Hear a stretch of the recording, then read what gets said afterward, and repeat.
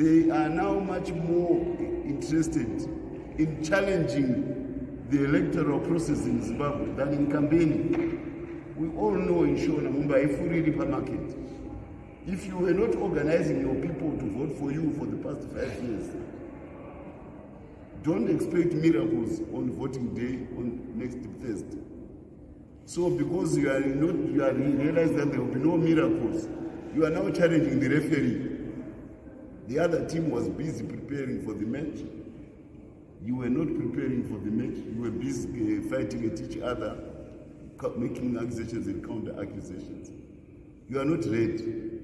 So rather than say to the crowd, I'm not ready, you now start pointing at the referee, ZEC, the judiciary, hey, ZRP, hey, this and that. No, it's your fault.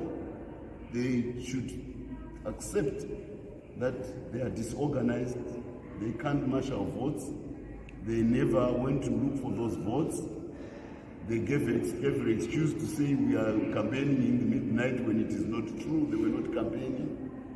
I come from Ndoro where I'm becoming a senator. The MTCC tried to organize a rally at Mbaera last week. There were 400 people. They had a truck moving around, a 30-ton truck, trying to carry people to their rally. There were only 2 people in that 30-ton truck. This is not only about lack of support, it shows that you do not have the organizational roots which could make you possibly a winning party, let alone a governing party.